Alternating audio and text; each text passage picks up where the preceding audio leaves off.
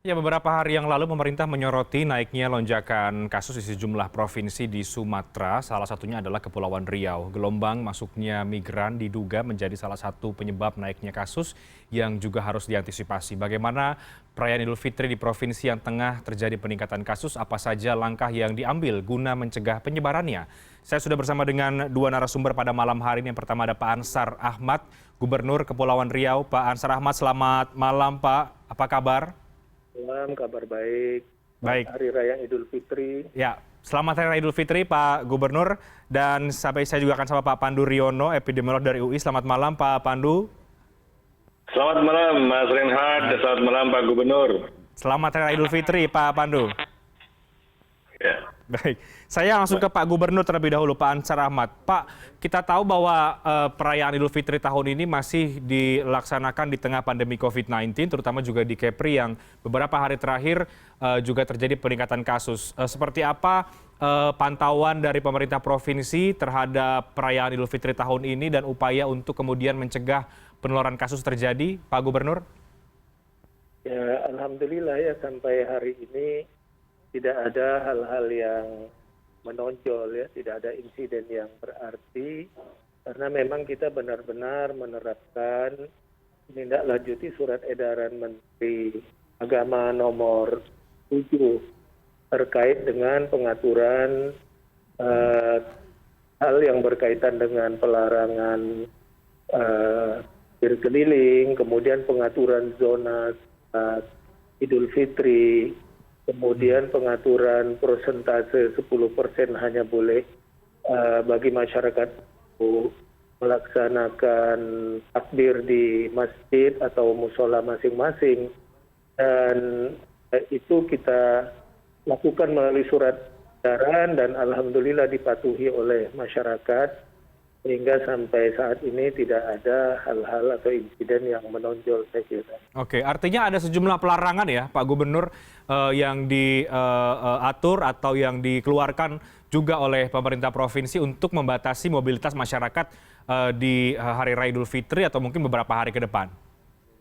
Oh iya, kita memang membatasi itu sesuai dengan kebijakan pemerintah pusat, pelarangan mudik, dan kita juga sudah surat edaran terkait itu.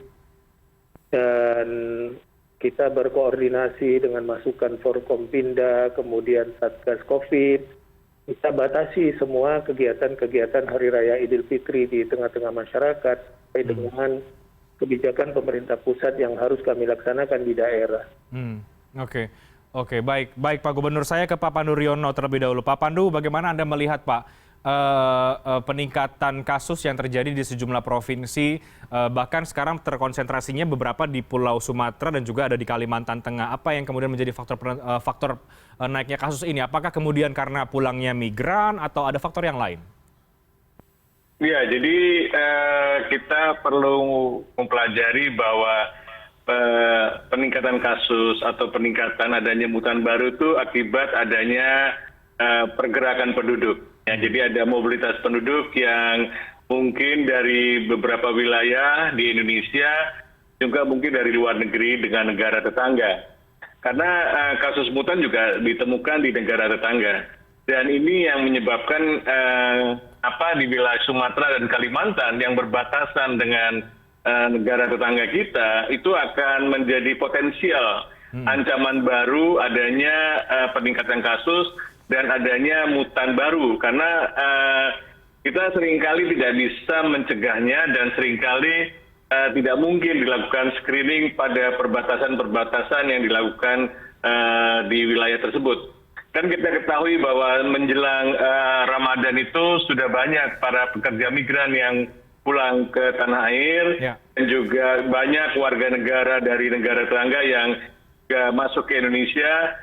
Kita tidak sempat untuk menyekatnya, untuk melakukan karantina pada semua pendatang, sehingga kemungkinan ada yang masuk dan tanpa disadari dan terjadi penularan di masyarakat. Ini yang menurut saya adanya mutan baru dan adanya mobilitas penduduk. Oke, terutama mungkin kalau kita bicara Kepulauan Riau juga ya, Pak Pandu. Tadi Pak Gubernur sudah menyampaikan ada sejumlah aturan pembatasan dan alhamdulillah hari ini tidak ada insiden yang tidak diinginkan begitu. Tapi Kepulauan Riau juga menjadi salah satu pintu masuk migran untuk kembali ke tanah air. Artinya perlu juga kemudian ada pengawasan yang cukup ketat di sana. Bagaimana Pak Pandu? Iya, jadi di tengah pandemi ini di setiap pintu masuk wilayah Indonesia dimanapun berada itu harusnya ada karantina. Jadi bisa diterapkan undang-undang karantina bagi semua pendatang, baik warga negara Indonesia maupun negara asing yang baru datang dari luar itu harus otomatis masuk karantina selama seminggu atau 2 minggu dan kemudian dilakukan tes, diyakinkan betul bahwa tidak membawa virus. Kalau sudah dilakukan demikian, maka kita sudah berusaha tekan adanya peningkatan kasus melalui pendatang dari luar. Oke, artinya memang kepulangan migran ini harus betul-betul diantisipasi ya Pak Pandu, karena jumlahnya juga cukup besar ternyata. Ya, jadi bukan hanya negara Indonesia ya, juga banyak negara asing yang juga masuk ke Indonesia yang juga kita harus waspadai. Pokoknya setiap pendatang dari luar itu potensial untuk membawa virus, sehingga semuanya kita masukkan ke dalam karantina tanpa kecuali. Jadi tidak ada stigma apakah warga negara tertentu. Karena virus mutasi ini sudah beredar di mana-mana. Bukan hanya dari India, mungkin juga ada di Malaysia, ada di Singapura, ada di wilayah Brunei dan Thailand. Kali yang menurut saya sudah beredar secara dominan di wilayah negara-negara tetangga maupun di secara global. Oke, saya ke Pak Gubernur lagi, Pak Ansar Ahmad. Pak Gubernur, sebagai salah satu pintu masuk juga bagi para masuknya migran ke tanah air dari Kepulauan Riau, bagaimana ini Pak antisipasi yang kemudian memang terus dilakukan oleh pemerintah provinsi? Karantina pasti juga akan dilakukan, tapi pantauannya bagaimana Pak Gubernur? Ya memang jumlah PMI yang masuk ke Kepulauan Riau ini tidak sedikit ya, mulai tanggal 18 Maret 2020 sampai hari ini sudah lebih dari 74.000 PMI yang masuk ke Kepri ini. Dan sejak Januari sampai hari ini sudah 16.692 PMI yang masuk itu, baik PMI Mandiri dan PMI yang deportasi Malaysia. Nah, langkah yang kita lakukan adalah kita melakukan pengetatan bagi mereka. Ketika mereka masuk, kita lakukan swab PCR, kemudian kita tempatkan mereka di tempat karantina yang sudah kita tetapkan secara ketat. Bahkan mobilisasi mereka pun kita atur sedemikian rupa, tidak menggunakan kendaraan umum, tapi memang bus-bus khusus yang kita gunakan. Kemudian biasanya di waktu yang lalu itu PCR-nya baru beroleh 2-3 hari, sekarang kita sudah lebih efektifkan hanya 1 kali 24 jam. Dan alhamdulillah karena kerjasama kita bersama pemerintah pusat, beberapa telah datang mengunjungi kita dan kita sudah melaksanakan rapat koordinasi yang dipimpin oleh BNPB Pak Doni Monardo. Maka pemerintah pusat sudah rapat dengan kita memberikan bantuan dukungan baik itu makan minum mereka karena keterbatasan kita di daerah. Kemudian juga pemerintah pusat sudah menjamin reagen sebagai alat untuk mereka positif atau negatif. Maka sekarang itu minimal hari setelah mereka dilakukan 2 kali swab PCR, kan ada yang 7 hari, setelah benar-benar negatif baru kita membolehkan mereka kembali ke daerahnya masing-masing.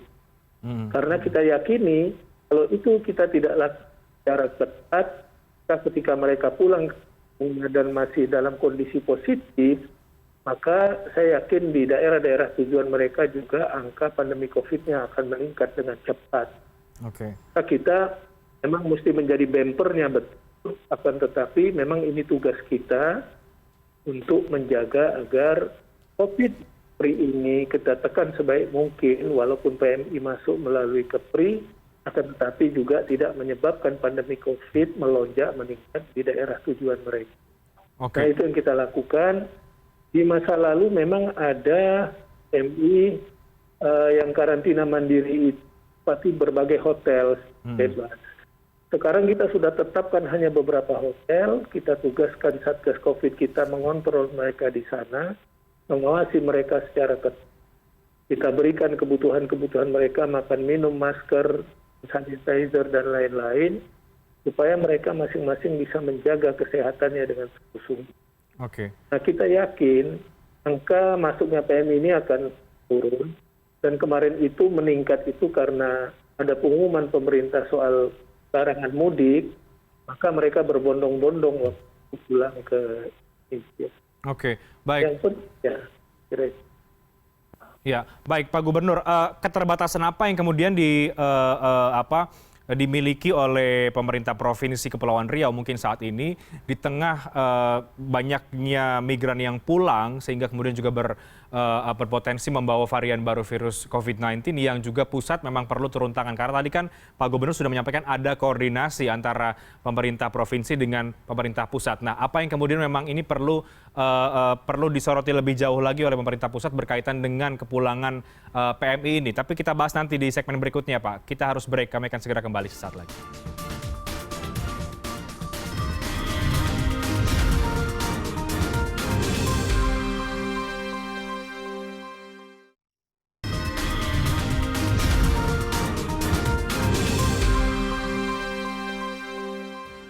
Anda kembali di CNN Indonesia Newscast. Kita masih membahas Idul Fitri di tengah lonjakan pandemi COVID-19. Saya masih bersama dengan Gubernur Kepri dan juga Pak Pandu Riono. Pak Gubernur, saya ke Anda lagi.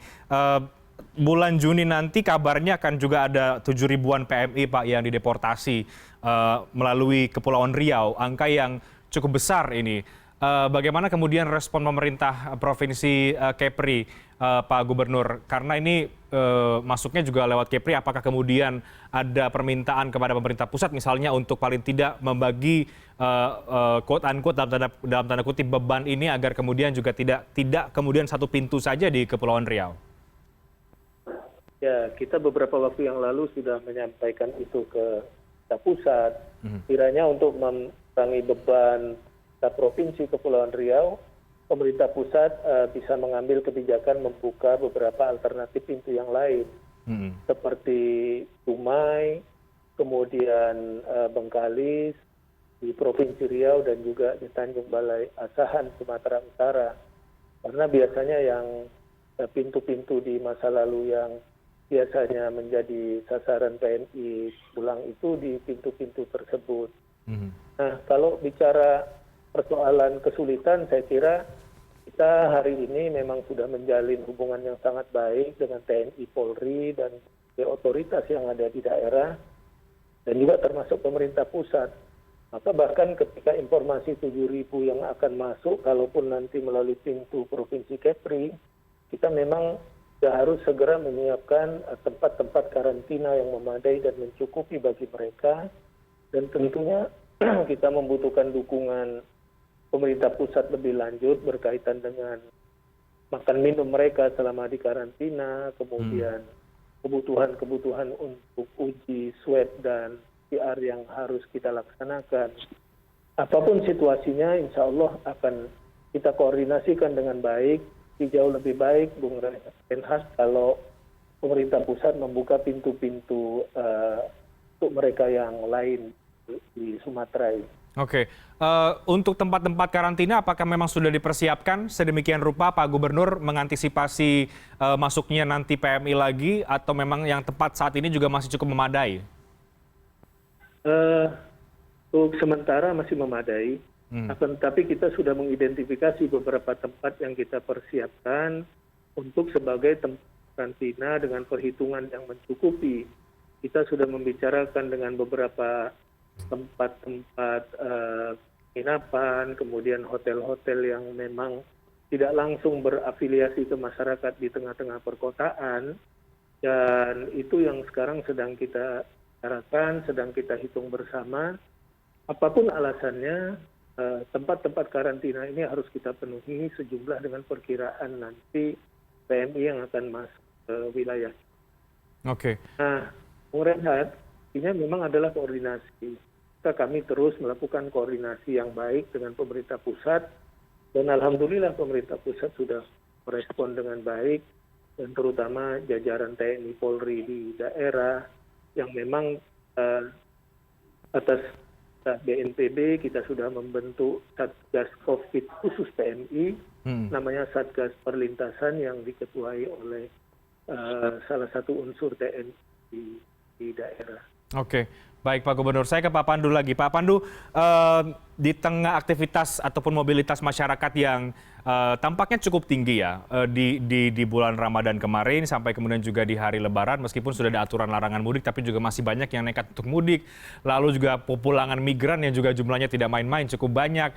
Bagaimana Anda melihat lonjakan atau potensi lonjakan kasus ke depan ini? Sebagian mungkin sudah mulai menduga-duga setelah Lebaran pasti akan ada lonjakan kasus. Apakah Anda membaca hal serupa?